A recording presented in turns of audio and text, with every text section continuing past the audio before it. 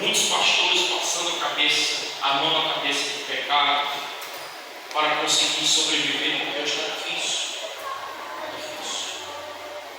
Mas enquanto que alguns ainda se arriscam e fazem como João Batista, pregam a verdade, nem que seja no deserto, mas só pregam a verdade. A igreja está precisando ouvir isso. A igreja não está precisando ouvir. De repente eu sento perto de você e lhe dou um recado vindo da parte de Deus e digo assim: ó, recebe a chave, que a chave é tua. Tu vai sair radiante daqui. Mas se eu usar a palavra de Deus aqui para te exortar, feliz eu e o pastor Rafael, se tu voltar no próximo culto. Mas era assim que João Batista. Eles convertem-se de vida. Nós vivemos os últimos dias que antecedem a vida do Senhor Jesus. E é iminente. Sabe o que é isso? É alguém que está chegando. É alguém que vai assumir. O que nós temos feito? O que você tem feito? Você tem feito missões? Vamos ouvir a palavra no nome do Senhor Jesus. Já que você abriu a sua Bíblia, em primeira epístola de João, capítulo 1, a partir do versículo 3, vamos ler apenas um versículo para a nossa vida, que diz assim a palavra do Senhor: o que temos visto e ouvido, anunciamos também a vós outros, para que vós, igualmente, mantenhas comunhão conosco. Amém, igreja? Amém. Que o Senhor nos abençoe nesta noite, que o Senhor seja regente da sua própria palavra nesta noite nos nossos corações. Amada igreja do Senhor Jesus, nós sabemos, irmãos, que não tem sido fácil, nós sabemos que tem sido muito difícil nos últimos dias da igreja, e para muitos descrevem as suas conversões diferente da sua. Eu posso descrever a minha própria conversão diferente do pastor Rafael. A irmã que veio de Fortaleza nos visitar para descrever a sua conversão completamente diferente da nossa. Mas há um fato comum a mim e a ela, ao pastor Rafael e à igreja do Senhor Jesus aqui nesta noite, que todos aqueles que entregam suas vidas a Jesus têm elas transformadas para a honra e para a glória do seu nome. Todos aqueles que aceitam a Jesus como único e suficiente Salvador têm as suas vidas transformadas. Eu pensei que eu nunca ia mudar, irmãos. Nunca ia mudar. Eu pensei que no dia que eu soltasse a sanfona, eu ia perecer. E a minha fé estava tão fragilizada que no dia que eu soltei a sanfona, eu quase que morro de fome com a minha família.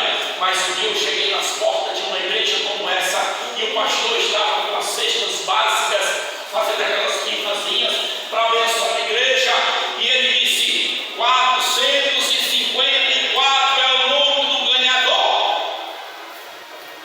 E eu levei filho para casa que deu para 60.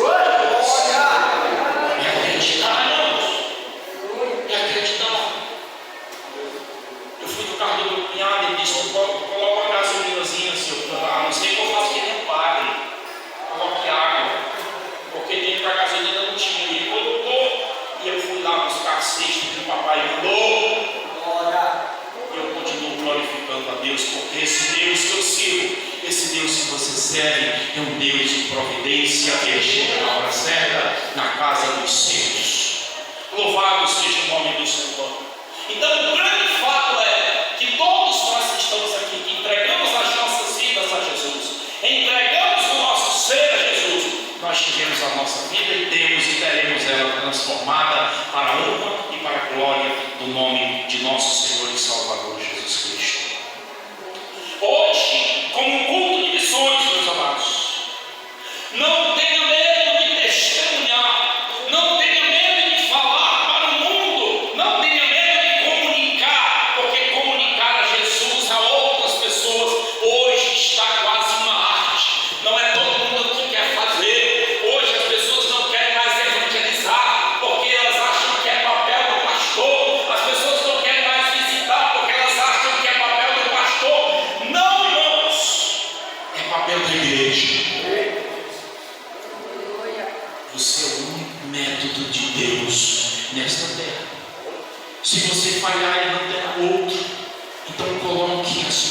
um arado e não retorne para trás. Faça a obra de Deus. Diga para as pessoas o que Cristo fez na sua vida.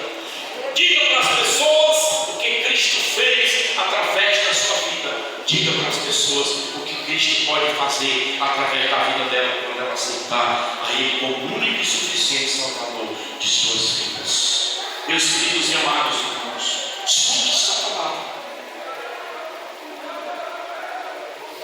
Eu lembro que quando Filipe ele chega para Natanael, ele diz assim: vem ver. Sabe qual foi a resposta que ele teve? Será que sai alguma coisa boa daí? Tu tem sofrido isso, né? Lá onde está pregando, eu também sofri. Viu? Pode falar para cada vez. As pessoas duvidam da gente. Porque eu sempre digo: o diabo não vai acusar o meu presente e nem o meu futuro, porque só quem sabe é Deus. Mas o meu passado ele está aí à vontade para acusar. Ele só não tem razão para me condenar, porque eu já sou salvo, liberto por Cristo. Ele disser que tem alguma coisa boa, ele sempre vê. E o apóstolo João, ele diz aqui, ó: nós ensinamos aquilo que eu ouvi. Eu vi com meus próprios olhos. Eu ouvi com os meus ouvidos. E eu aprendi que eu estava presente. Eu posso muito bem, na minha pregação expositiva, ir lá no poço de Jacó. Lá tinha uma samaritana. Quando Jesus chega, os samaritanos era pior que as pessoas que não têm Jesus hoje, não gostam dos crentes. Os samaritanos não gostavam dos judeus. Jesus chega e começa a conversar com aquela moça, e de repente ele ganha a confiança dela, porque para evangelizar não é chegar para as pessoas: ei, aceita Jesus, que quando vai para o inferno. Não, ganha a confiança da pessoa primeiro para você poder dizer. Primeiro você ganha a amizade da pessoa, a confiança da pessoa, aí depois você convida ele para a igreja. Jesus começa naquele meio-dia que sol escaldante, ele começa a conversar com aquela moça. Ele descobre algo nela que é tremendo. Ele estuda a mágoa para entender isso. Como? Isso. E ela começa a reivindicar dele: os judeus não falam no osso, agora vem tu me pedir água para beber. Jesus olha para aquela mulher e diz: se tu soubesse quem estava te dando água, eu te pediria. Aí tu pede água da vida, e eu te daria aquela que vai jorrar para a vida eterna. E aquela mulher começa a cair em si. Aquela mulher começa a imaginar. Aquela mulher começa a imaginar o grande profeta que está ali em seu meio. E ela começa agora, com a confiança, se abrir para ele. E de repente ele vai chamar teu marido assim. Ele disse: é verdade, já tiveste 5, mas nenhum deles deu até o que tu tem agora, não tem. E então aquela mulher cai em si, irmãos. E aquela mulher, ela se torna naquele momento diante uma evangelizadora. E o contexto da história lá diz que ela está em verdade, que aqui no nosso meio Deus está um grande profeta de Deus, um grande homem de Deus. Às vezes a nossa credibilidade tem sido pequena na cidade aonde nós nascemos. Eu nasci numa cidade que eu chorei durante 10 anos, com uma sanfona no peito, um microfone, uma caixa de som, dizendo que Deus estava transformando a minha vida. As pessoas chegavam lá e diziam: isso aí nem para ser crente presta. Mas hoje eu sou conhecido lá como pastor Sebastião Bezerra dos Santos. Sabe por quê?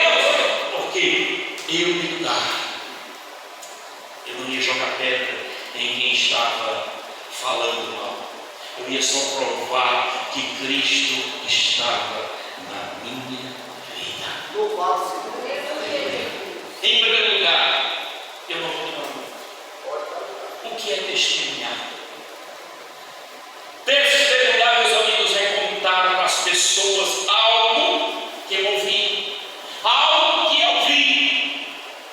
Testemunhar é contar para as pessoas algo que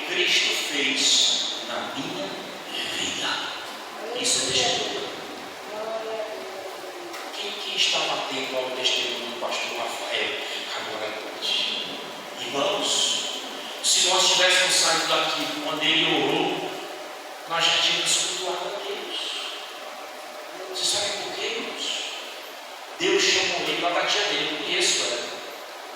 Ela também necessita de um culto lá. Mas lá no hospital estavam aguardando também um homem de Deus. Isso é fazer missões. Sabe quando é que nós fazemos missões eficazmente, irmãos? Quando nós fazemos missões saindo de dentro da nossa casa, dentro dos nossos parentes. Muita gente diz, pastor Rafael, hoje a minha cabeça coloca um litro de óleo, porque eu tenho que ir para a África do Sul fazer missões. Fazer missões nada, faça primeiro na sua casa, no meio da sua parentela. Aí depois você vai ir para a África.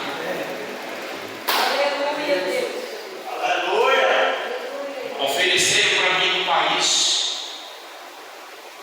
africano, ofereceram para nós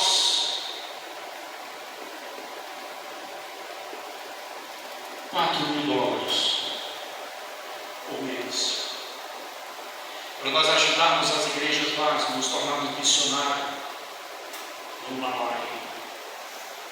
Eu disse, procuro um casal novo para ganhar experiência naquele lugar. Irmãos, e não faltava quem quisesse ir pelo salário. A pessoa não sabe nem se vai ensinar bem ou não.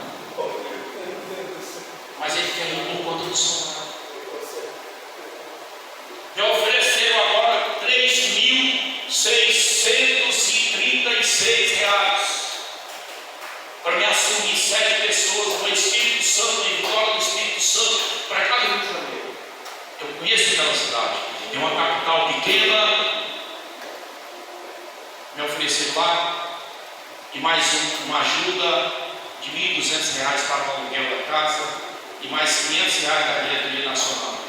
Um salário mais de R$4.000, recebendo durante 4 anos FGTM, que a gente chama de FGTS aqui para as pessoas que trabalham, e mais o INSS. Mas graças a Deus que eles descobriram algo em mim que não é pecado, mas que não agradou a eles, que desistiram de mim. Sabe por que eles disseram? Se você quiser investir no pastor Sebastião Bezerra, invista. O pastor Sebastião Bezerra entregou uma igreja no Amazonas com 13 anos, entregou outra em General Sampaio com 3 anos. Ele só passa 3 anos nas igrejas. Aí eu disse assim, aí foi o que eu fiz lá, então revitalizou e depois entregou. Ou seja, peguei a irmã Marina, sabe, recebi com 26 pessoas, entreguei com mais de 50. E está lá, meu presbítero junto sendo abençoado, todo mundo sendo abençoado, para a honra e glória do Senhor Jesus. Qual é o pecado que tem aí? O apóstolo Paulo passou 3 anos em Éfeso. Já estava doido para sair. Manda o obreiro para cá, que eu preciso sair. O pastor Sebastião passa 3 para cá para me achar. O que é isso? Aí estou voltando para o Amazonas.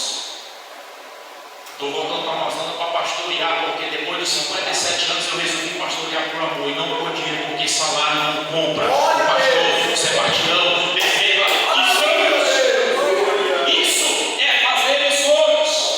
Em segundo lugar, comunicar para as outras pessoas o que é necessário para a sua salvação e colocar a sua vida no altar e dizer para as pessoas que elas precisam se arrepender dos seus pecados e terem as suas almas salvas em Cristo Jesus. Homem que tem medo de evangelizar é covarde,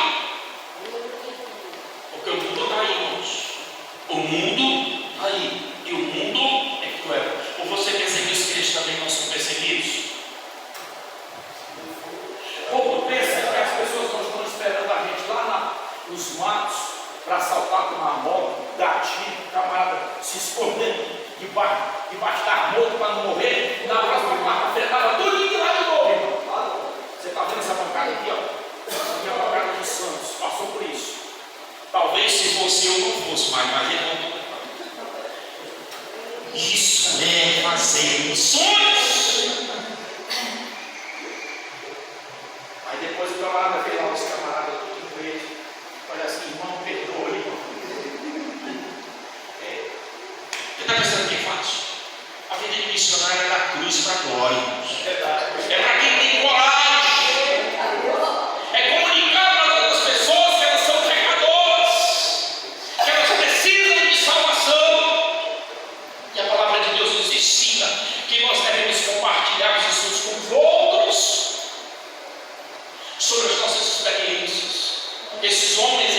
experiência. Eu fui lá no meio do inverno com eles. E tinha um deles que ia na nossa frente, eu não vou dizer o nome, ele está aqui. Era ele na motinha com a sua dama, com aquela que Deus deu para ele. Aí eu vi ele tacar o sapato dele, brilhosinho dentro da lâmpada, assim, meu Deus. Acaba a porta, aí só faz assim. Cai a água e vai se embora. O mesmo amor, com a mesma motivação. Eu imagino, será que eu faria um negócio desse, meu Deus? Foi preciso Deus me levar lá para ministrar naquele lugar. E lá eu vi do nada sair pessoas. E pessoas que já são salvas. E lá eles estão construindo o templo para a honra e para a glória do nome do Senhor Jesus. Então, quando Deus te usou aqui nesse altar para dizer que essa igreja, ela é uma igreja fervorosa, é porque é de fato e de verdade. O general Sampaio continua agradecendo a vida do pastor Rafael. Não tem 1 milhão de pessoas aqui, mas tem a presença, tem a unção. Ele é bem visto na cidade. Nasceu e se criou-se na cidade. Até Jesus sofreu na sua própria cidade. Não é diferente que ele sofra, mas ele está resistindo. E ele vai resistir. E ele vai continuar persistindo. Porque Deus tem uma obra grandíssima.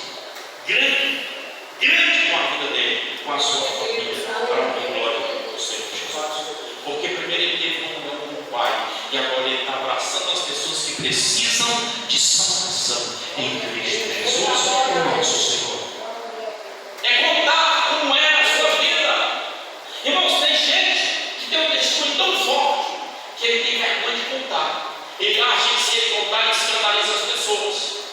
Mas não, conte para as pessoas como era a sua vida quando você ainda não conhecia a Cristo. Meu Deus, eu já saí tudo que eu escrevi. Conte como era a sua vida quando você aceitou Jesus. Conte para os seus filhos, para os seus netos, para a rua onde você mora, como era a sua vida antes de conhecer a Jesus.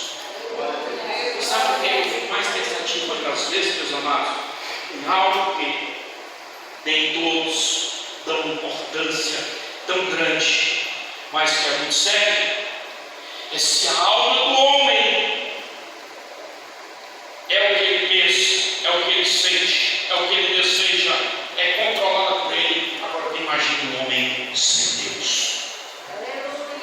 Imagine um homem sem Deus. Ele vai fazer todo tipo de atrocidades que existe na face da terra. Porque o homem sem Deus, ele trabalha contra Deus. O homem sem Deus, ele é como folha seca. O seu corpo sofre por causa das suas paixões. O seu corpo sofre por causa dos seus desejos. E muitas pessoas sem Cristo, irmãos, que entregam-se à prática dos vícios, acabam morrendo, sucumbindo em meio a elas, sendo que seja tarde demais. Às vezes a pessoa diz: eu sou jovem demais para aceitar Jesus. Quando ele chega na coluna do meio, diz assim: eu estou ocupado demais para aceitar Jesus. Mas quando ele pende para a coluna de baixo, tarde demais para aceitar Jesus. Isso é missões. Missões. É quando você vai lá como capelão, no nome de Deus, lá no hospital, não diz a verdade. E as pessoas, elas são ouvidas. A palavra do Senhor, ela não volta vazia. Ela foi plantada lá naquela tarde, naquele leito. Hoje à tarde, naquele leito. Ela não volta vazia. E aquele homem foi ao médico fazer os exames para diagnosticar que foi Deus que curou. Foi Deus que livrou ele da morte. Isso é fazer missões. Nós não estamos parando para contarmos para as pessoas aquilo que Cristo fez por nós. Jesus morreu e ressuscitou para que nós possamos ter vida e vida com abundância. E o tempo, irmãos, está muito difícil. E nós contamos tudo para as pessoas. Nós contamos tudo para os nossos amigos, aqueles a quem nós chamamos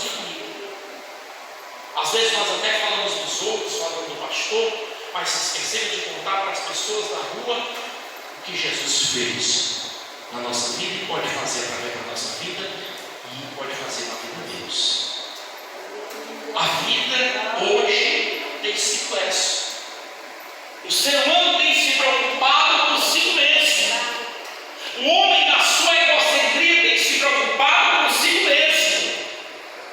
E essa palavra de ensinamento, que nós temos que nos preocupar com os outros e torná-los, como diz a palavra de Deus, sempre superior a nós mesmos.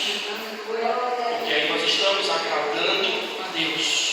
Porque tem muita gente ainda achando que Jesus é uma das soluções e não a solução.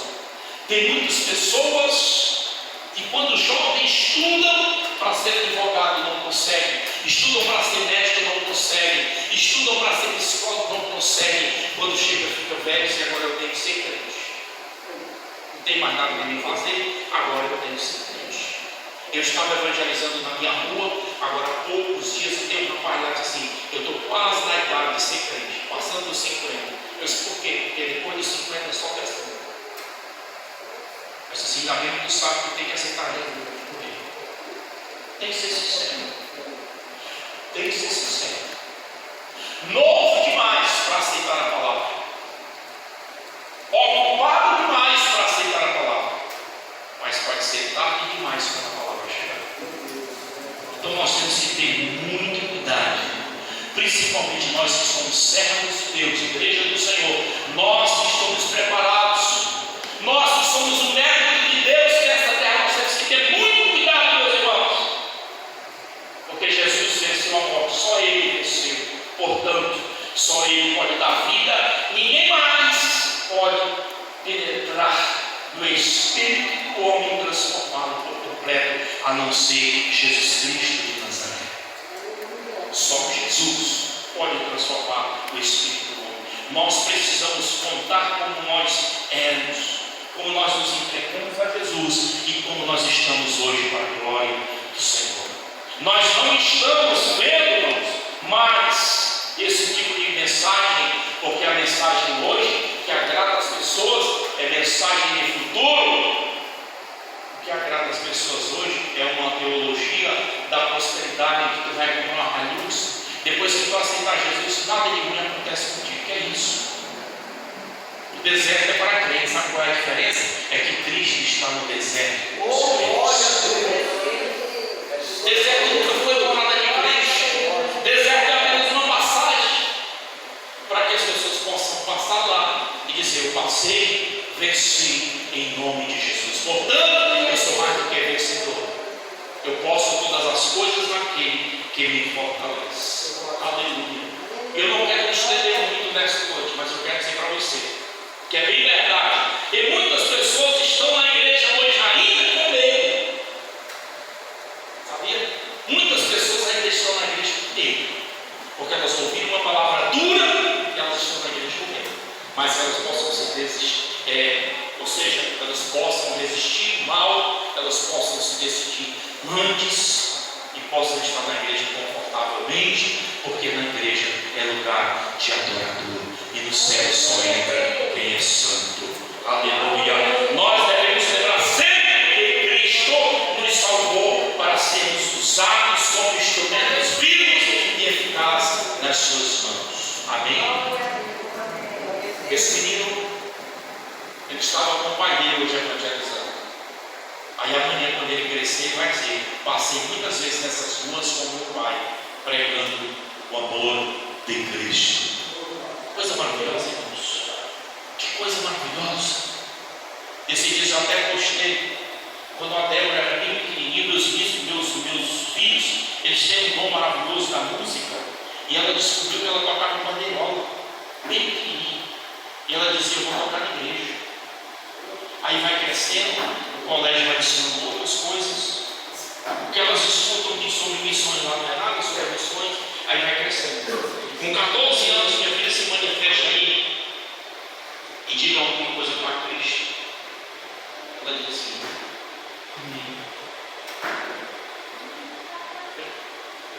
precisa desenvolver. Mas esse desenvolvimento, ele começa quando eu coloco uma bênção nela, assim como o pastor Rafael colocou uma bênção no seu filho. Fica na minha retaguarda tudo que eu precisar. Amém? Obrigado, maravilhoso.